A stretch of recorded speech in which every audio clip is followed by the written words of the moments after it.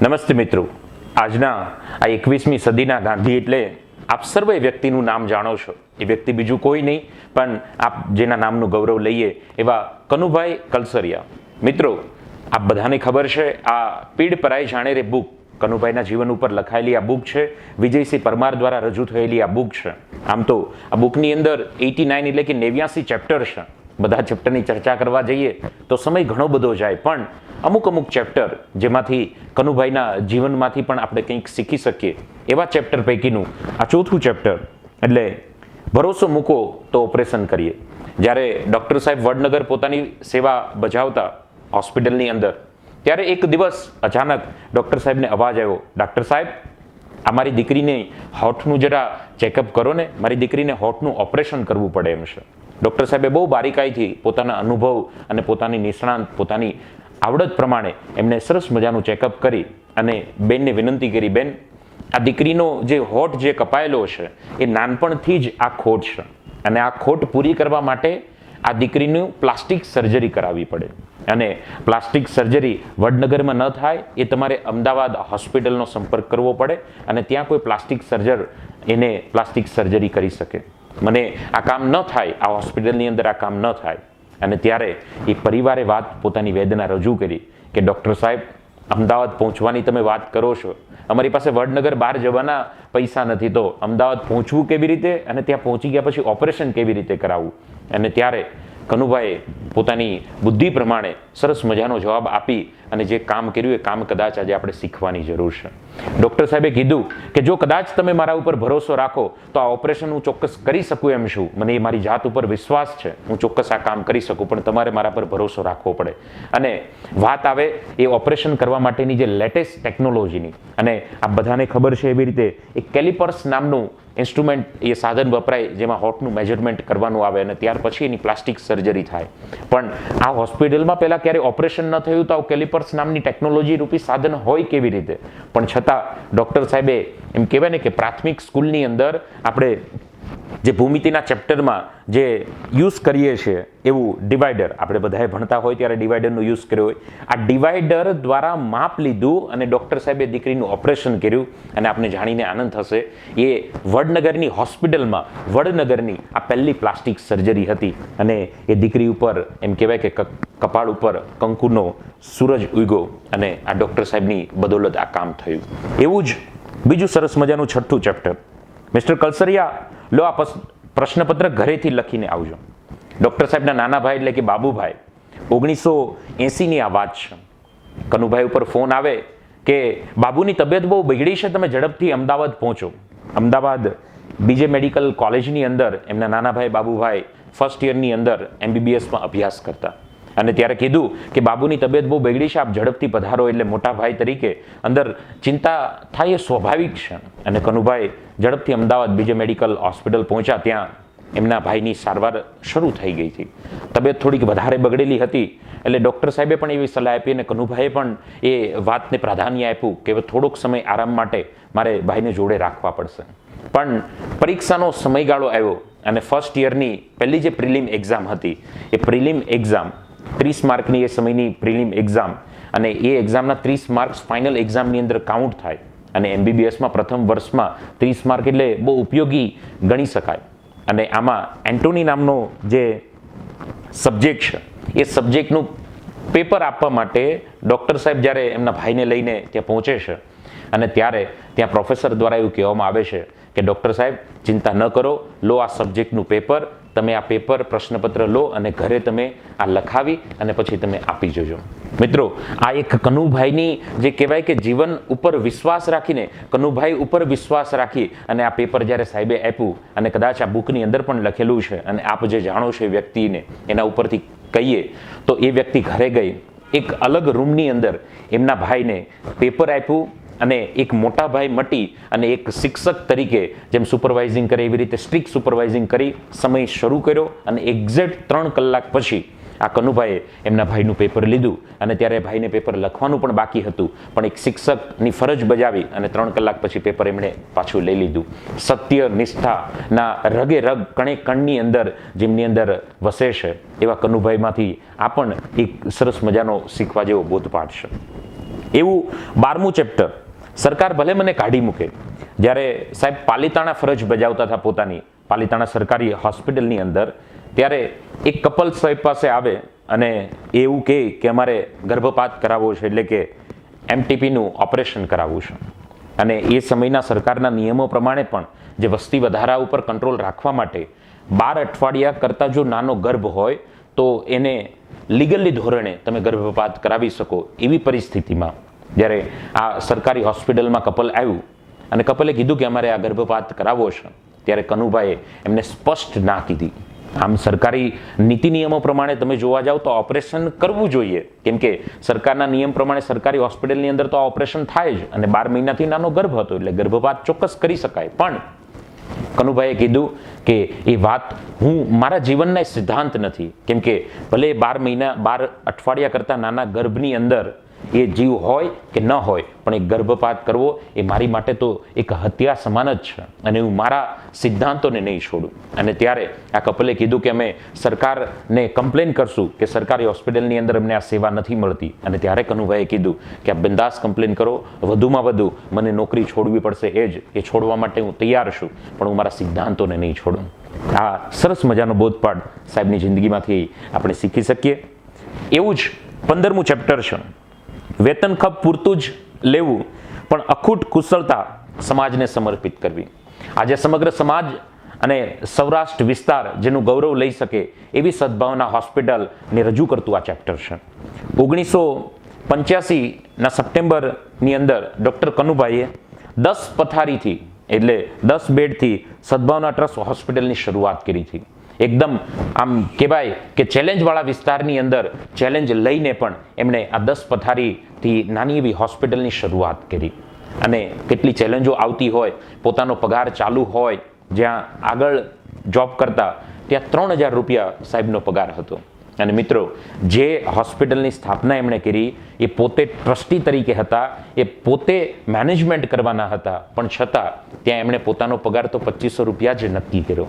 પાછળની જોબમાં 3000 પગાર અને અહીંયા ફક્ત 2500 રૂપિયા પગાર નક્કી કર્યો. કેટલું એ વ્યક્તિનું સમર્પણ પોતાના કામ પ્રત્યેનું. અને 6 લોકોના સ્ટાફથી આજે જે સદભાવનાની શરૂઆત કરી, કેસ ફીના ફક્ત 5 રૂપિયા રાખ્યા. નવો કેસ હોય તો 5 રૂપિયા, અને કેસ જો જૂનો હોય તો 2 રૂપિયા. આવું સરળ સાદું અને એક વિઝનથી જેમણે હોસ્પિટલની શરૂઆત કરી, આજે સમગ્ર સૌરાષ્ટ્ર અને સમગ્ર સમાજને બહુ નજીવી એવી ચાર્જ પર, બહુ નજીવા એવા કિંમત ઉપર ત્યાં હર કોઈ કામ અને હર કોઈ ઓપરેશન થાય છે. અને એક સરસ મજાનો કિસ્સો ચેપ્ટર નંબર 17ની અંદર પણ ડૉક્ટર સાહેબની જિંદગીમાંથી આપણને જે શીખવા જેવો છે એ છે, ટેક્સ ભલે ભરવો પડે પણ.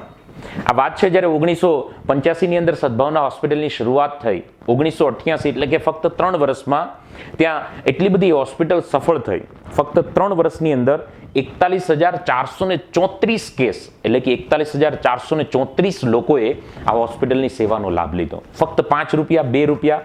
નાનું ઓપરેશન હોય તો 250 રૂપિયા, મોટું ઓપરેશન હોય તો ફક્ત 500 રૂપિયા. આવા નજીવા એવા ચાર્જે એક નાનામાં નાનો માણસ પણ, એક ગરીબમાં ગરીબ વ્યક્તિ પણ આ ઓપરેશનનો લાભ લઈ શકે એવા હેતુથી ચાલુ કરેલી આ હોસ્પિટલ ફક્ત 3 વર્ષની અંદર એ પ્રોફિટમાં પહોંચી. કરેલો બધો જ ખર્ચો એ હોસ્પિટલનો નીકળો અને 3 વર્ષમાં હોસ્પિટલ ખૂબ સારો એવો નફો કરવા લાગી.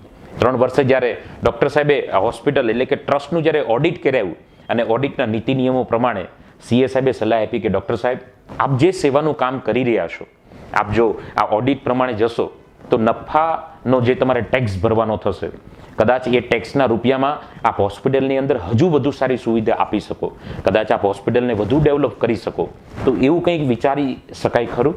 અને ત્યારે ડૉક્ટર સાહેબે કીધું કે આપ જ સલાહ આપો કે શું કરી શકીએ. સીએ સાહેબે ખૂબ સરસ મજાની સલાહ આપીને એક વચ્ચેનો રસ્તો કાઢ્યો કે તમે જે ઓપરેશનના 250 રૂપિયા લો છો, એમાં એ 250 રૂપિયા જ લો, પણ 125 રૂપિયા ઓપરેશનનો ચાર્જ અને 125 રૂપિયા એ હોસ્પિટલમાં તમે દાન પેટે ચિઠ્ઠી લખાવો. એટલે કે 125 રૂપિયા મેં દાન કર્યું છે એવી રીતે તમે ચિઠ્ઠી લખાવો તો એ કદાચ ટ્રસ્ટને નફામાં ટેક્સ ભરવા ઓછો પડે અને ટેક્સમાં બચત થાય. કનુભાઈએ આ નિર્ણયને સ્વીકાર્યો, કેમ કે સદભાવનાના હિતમાં અને લોકોના હિતમાં આ નિર્ણય હતો. પણ કહેવાય ને કે જ્યારે વ્યક્તિ સારું કરવાની શરૂઆત કરતો હોય ત્યારે એને ડગલે ને પગલે અડચણો તો આવે જ, તકલીફો તો આવે જ. અને એવી જ તકલીફ આ ડૉક્ટર કનુભાઈને પણ આવી અને સમાજમાં નજીકના લોકો, ટ્રસ્ટી મંડળ દ્વારા ફેલાયેલી વાતો અને જે પેશન્ટ દ્વારા ફેલાયેલી વાતો કે કનુભાઈ તો 125 રૂપિયા એક મધ્યમ વર્ગના વ્યક્તિ પાસેથી ફરજિયાત દાન કરાવે છે, પણ એ દાન હતું જ નહીં, એ તો તમારા ઓપરેશનના ચાર્જમાંથી જ 125 રૂપિયા હતા. અને જ્યારે આ વાત કનુભાઈને ખબર પડી ત્યારે સમગ્ર ટ્રસ્ટી મંડળની જે મિટિંગ થઈ એ મિટિંગની અંદર કનુભાઈએ રજૂ કર્યું કે ભલે આપણે ટેક્સ ભરવો પડે, જેટલો પણ ટેક્સ ભરવો પડે બધો જ ટેક્સ લીગલી ભરી અને નીતિ નિયમો પ્રમાણે આપણે ચાલીએ. એ સમયમાં 1985-88 જેવા સમયની અંદર પણ આ વ્યક્તિ લીગલી ટેક્સ ભરવામાં માનતી અને જ્યારે આજે આપણે હજુ ક્યાંક એમાં ચોરી અને ચૂપી કરતા હોઈએ છીએ. આ સરસ મજાનો બોધપાઠ પણ સાહેબશ્રીની જિંદગીમાંથી આપણે શીખી શકીએ.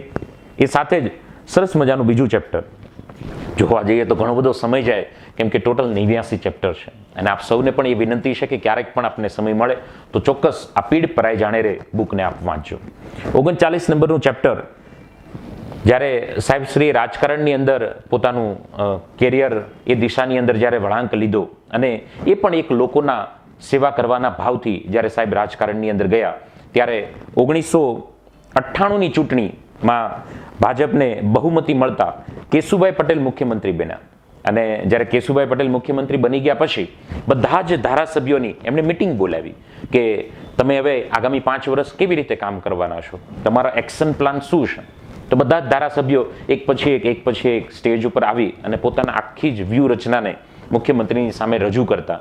અને જ્યારે નંબર આવ્યો કનુભાઈ કલસરિયાનો, અને એ પણ એ સમયની વાત છે જ્યારે સબીલદાસ મહેતા જેવી પ્રભુત્વ ધરાવતી વ્યક્તિને કનુભાઈ કલસરિયા 18,578 મતે હરાવી અને જીતેલી આ વ્યક્તિ હતી. અને એ સમયમાં કનુભાઈ જાયન્ટ કિલર તરીકે ઓળખાયા, કેમ કે સારી એવી પ્રભુત્વ ધરાવતી વ્યક્તિને એટલા લાંબા વોટથી હરાવવા એ પણ એક કહેવાય કે સફળતાનું સૂત્ર કહી શકાય. જ્યારે કનુભાઈનો નંબર આવ્યો ત્યારે કનુભાઈએ કેશુભાઈને સૌથી પહેલા એ પ્રશ્ન કર્યો કે મારો એક્શન પ્લાન તો હું તમને પછી કહું છું, પણ સૌથી પહેલા મને એ કહો કે જે ચૂંટણી ફંડ, જે પાર્ટીમાંથી જે ચૂંટણી ફંડ મળે છે, એ ચૂંટણી ફંડ જે મને મળેલું એ ચૂંટણી ફંડમાંથી ઘણા બધા રૂપિયા મારી પાસે બચેલા છે, કેમ કે મારે ચૂંટણીના પ્રચારમાં એટલો બધો ખર્ચ થયો જ નથી. તો આ ચૂંટણી ફંડમાંથી જે પૈસા બચ્યા છે એ પૈસા ક્યાં અને કોને અને કેવી રીતે જમા કરાવવા.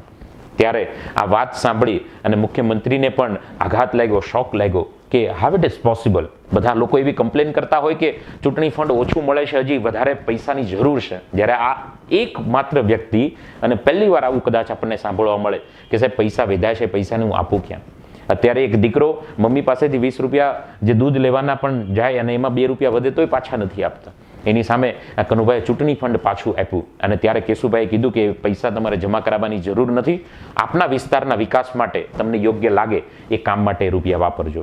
અને એ રૂપિયા કનુભાઈએ રાખી અને એમાં થોડા ઘણા રૂપિયા સ્પોન્સર બીજા ગોતી અને સરસ મજાનું એ વિસ્તાર માટે એક જેસીબી મશીનની શરૂઆત કરી અને તળાવોને ઊંડા કરવા, તળાવોના ખોદકામ કરવા અને લોકોના હિતમાં એ વાપરવાની શરૂઆત કરી. આવું હજુ એક ચેપ્ટર એટલે કે 48 નંબરનું ચેપ્ટર, સરકાર આપે એ બધું લઈ થોડું લેવાય.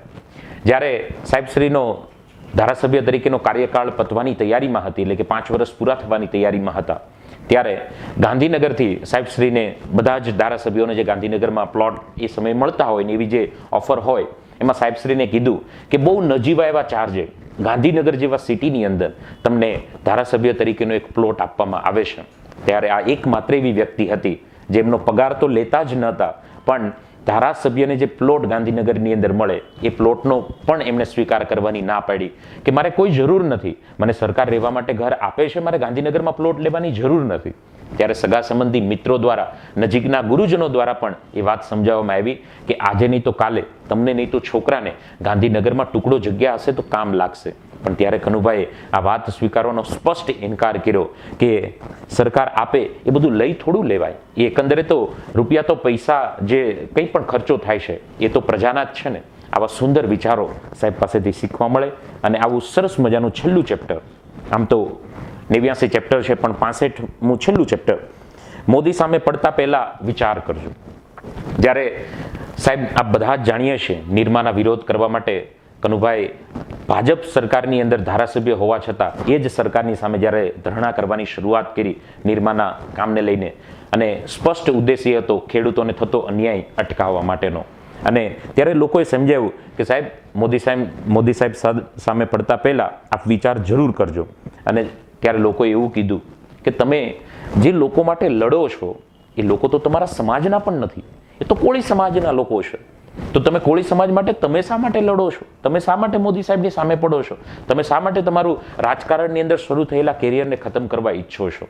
અને ત્યારે કનુભાઈએ કીધું, સમાજ કોઈ પણ હોય, પણ પીડા જ્યારે ખેડૂતની હોય ત્યારે ચોક્કસ એ પીડા મારી હોય. આવી ભાવના ધરાવી અને સાહેબશ્રીએ એ સરકારનો વિરોધ કરી અને ત્યાર પછી તો ઘણી બધી લાંબી સ્ટોરીઓ છે જે તમે ને હું બધા જ જાણીએ છીએ. સાહેબનો વિજય થયો અને ત્યાર પછીની લાઈફ સ્ટોરી આપ ચોક્કસથી એકવાર આ બુકને વાંચજો. 89 ચેપ્ટરથી રજૂ થયેલી આ પીડ પરાઈ જાણે રે બુક, વિજયસિંહ પરમાર. આજના વિડીયો દ્વારા ફક્ત કનુભાઈની જિંદગીમાંથી કંઈક ઉપયોગી મેસેજ મેળવી અને તમે ને હું પણ થોડા ઘણા મેસેજને અપનાવી અને આપણી જિંદગીને ખૂબ સરળ બનાવી શકીએ. ધન્યવાદ.